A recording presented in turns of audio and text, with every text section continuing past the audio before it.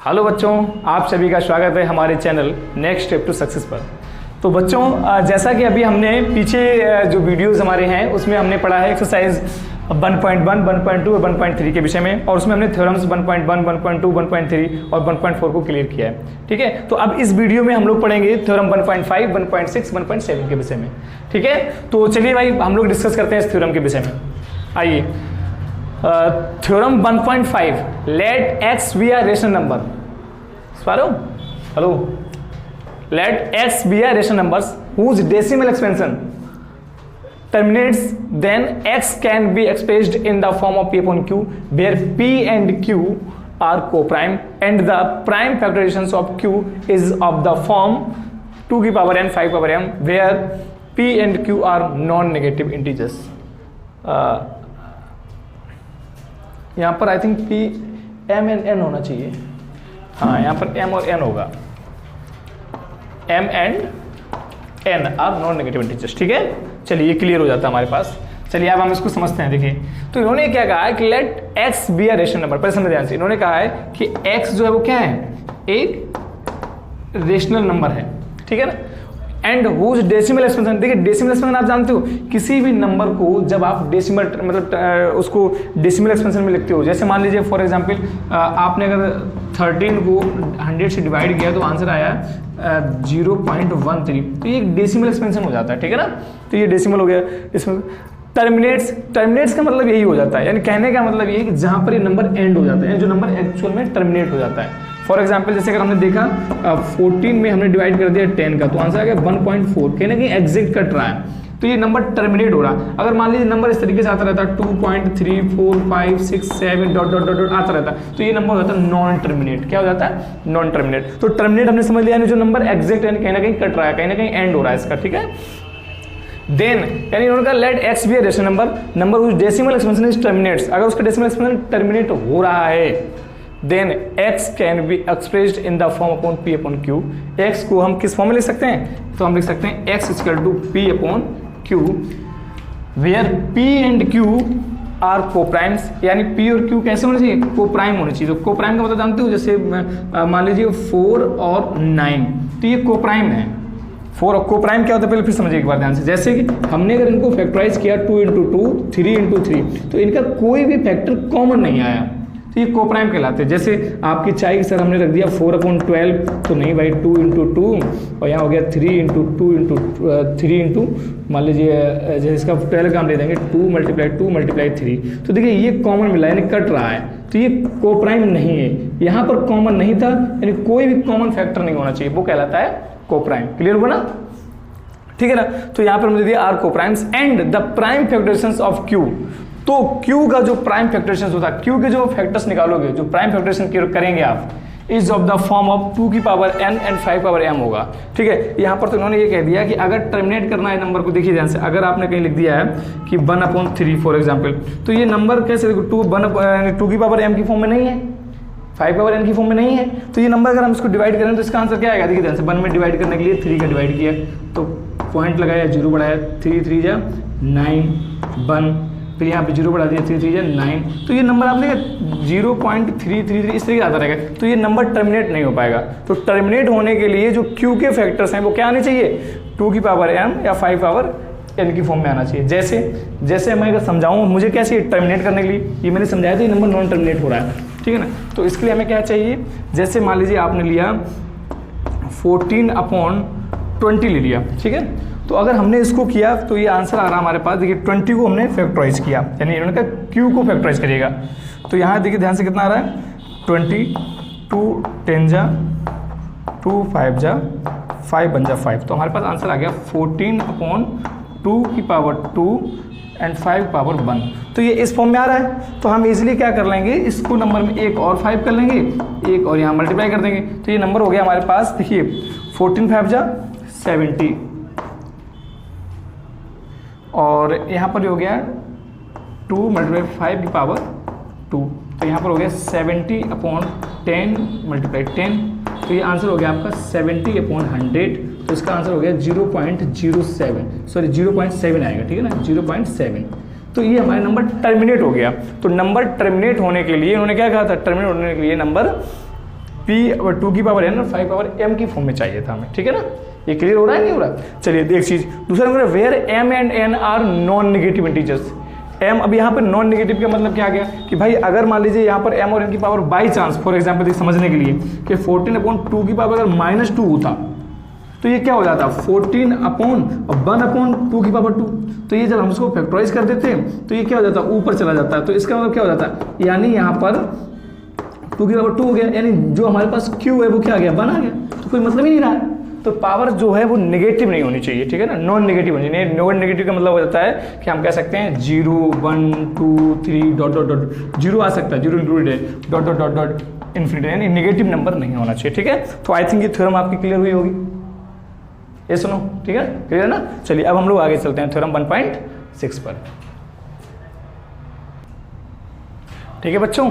तो अब आते हैं थ्योरम 1.6 पर। तो थ्योरम जो 1.6 है वो क्या कह रही है, वो कह रही है let x equal to p/q we are rational number such that the prime factorisations of q is of the form 2 power n and 5 power m where m n are non-negative integers, then x has a decimal expansion which terminates। देखिए ये theorem जो है ये हम कह सकते हैं कि 1.5 की कन्वर्स ऑफ थ्योरम है, ठीक है ना, ये उसकी कन्वर्स थ्योरम है। उसमें ये कह रहे थे कि अगर एक रेशनल नंबर है तो वो अगर मतलब टर्मिनेट हो रहा है, क्योंकि उसकी अगर वो टर्मिनेट हो रहा है, ठीक है 1.5 ये कह रहे थे अगर रेशनल नंबर टर्मिनेट हो रहा है तो उसका जो q होगा यानी डिनोमिनेटर जो होगा वो 2 की पावर n और 5 पावर m की फॉर्म में होगा, ठीक है। यहाँ पे कह रहे हैं कि अगर मान लिया एक रेशनल नंबर है p/q, तो मैंने मान लिया x इक्वल टू p/q इन्होंने दे रखा है, ठीक है, we are rational number such that the prime factorisation of, अब यानी इन्होंने कह दिया कि जो q है इसके प्राइम फैक्टराइजेशन हो गया 2 की पावर n मल्टीप्लाई 5 पावर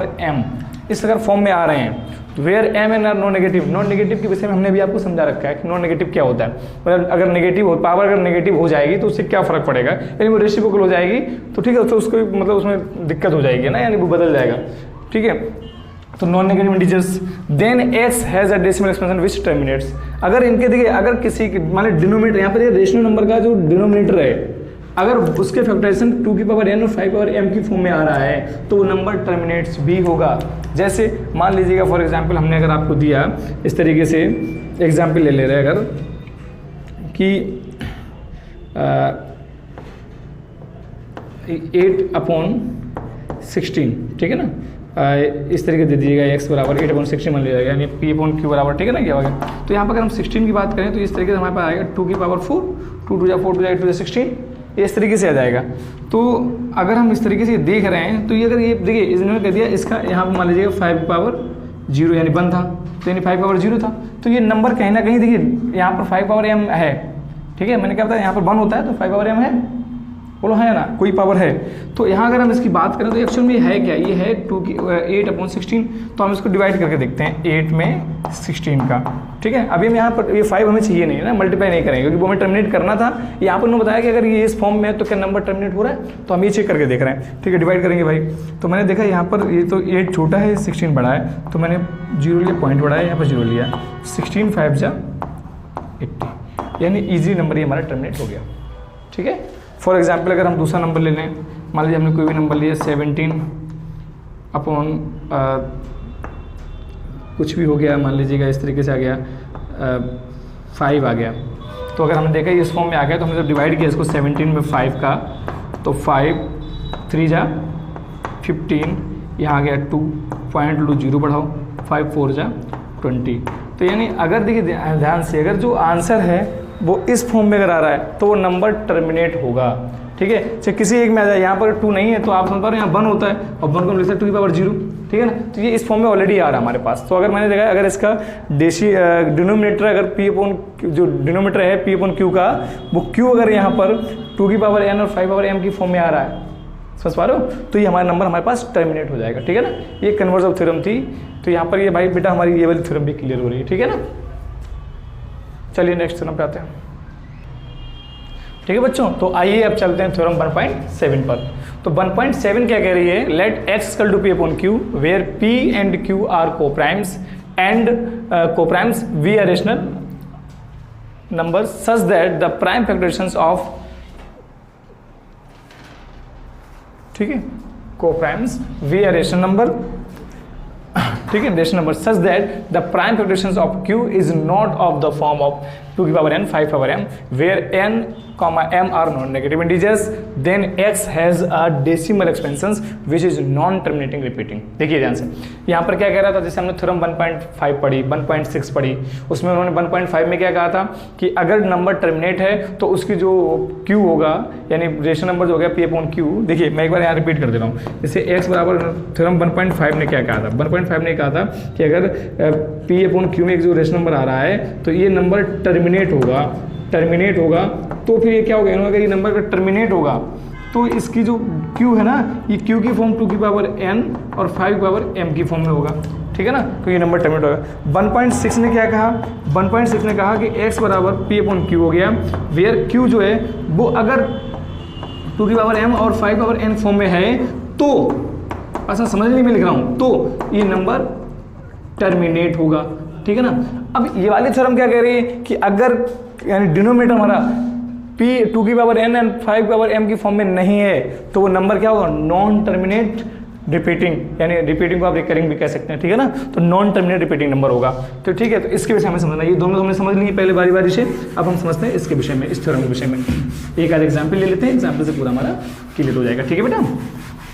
चलिए भाई, तो अब देखिए ध्यान से, यहाँ पर क्या है, जैसे इन्होंने कह दिया कि अगर मान लीजिए आपने ले लिया x बराबर p/q वेयर q जो है वो इस फॉर्म में नहीं है, तो इस फॉर्म में नहीं है तो हम लिख सकते हैं इस तरीके से। तो एग्जाम्पल के तौर पे हमने ये ले लिया कि यानी 2 की पावर m और 5 पावर n फॉर्म में तो नहीं चाहिए ना, तो क्या हो सकता है हमारे पास, मान लीजिए हमने लिया 1/3, ठीक है, तो डिवाइड करते हैं, उसको हम देखते हैं। तो जानिए ये देखिए यहाँ पर q जो है वो उसकी फॉर्म में नहीं है, हम कह सकते हैं कि q जो है वो इसकी 2 की पावर m या फिर 2 की पावर n और 5 पावर m की फॉर्म में नहीं है, ठीक है ना, तो हम यहाँ लिख सकते हैं, समझ सकते हैं, समझने के लिए हमने ये लिख लिया है, ठीक है, ये इसकी फॉर्म में नहीं आ रहा है।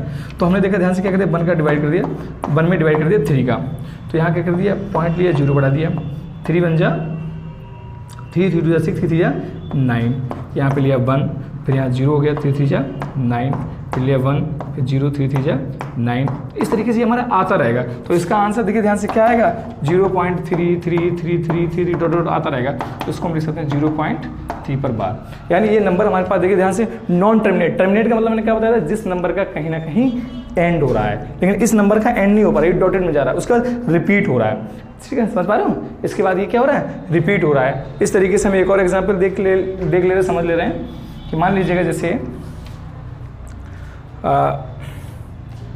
मैंने कर दिया 8/7 ले लिया मान लीजिए, ठीक है ना, तो हमने कर दिया भाई इसमें। तो देखिए यहाँ पर 2 की पावर m की फॉर्म में तो नहीं है, दूसरा एग्जाम्पल है इसका। तो देखिए ध्यान से 8 में डिवाइड कर दिया हमने 7 का, 7 बन जा 7 बन आ गया। तो देखिए ध्यान से यहाँ पर बन आ गया, तो यहाँ पर पॉइंट लगाओ, 0 बढ़ाओ, तो यहाँ पर हो गया 7 बन जा 7, ठीक है। तो यहाँ पर कितना आ गया 3 0, तो 7 4 जा 28 2 0 7 7 2 जा 14 6। तो ये नंबर आगे जाकर कहीं ना कहीं रिपीट हो जाएगा, ये नंबर भी रिपीटिंग होगा, नॉन टर्मिनेट होगा, ये नंबर कटेगा नहीं एग्जैक्ट, और ये नंबर कहीं ना कहीं आगे जाकर एक संख्या के बाद ये नंबर बार बार रिपीट होने लगेगा, ठीक है ना। तो इस तरीके से ये नंबर हमारे पास क्या होगा, इसीलिए मैंने डिफरेंट ले लिए, ठीक है। और अगर जो number non terminating non repeating हो रहा है वो नंबर इरेशनल नंबर हो जाएगा, वो रेशनल नंबर ही नहीं रहेगा। Is it clear. तो इस तरीके से बेटा आपकी थ्योरम 1.7 भी क्लियर हो रही, ठीक है। तो इस थ्योरम का जो मेन इंपॉर्टेंट पॉइंट था वो क्या था, मेन इंपॉर्टेंट पॉइंट था कि अगर डिनोमिनेटर इस वाली फॉर्म में नहीं होगा तो वो नंबर नॉन टर्मिनेटिंग रिपीटिंग होगा। इज इट क्लियर, ठीक है, ओके।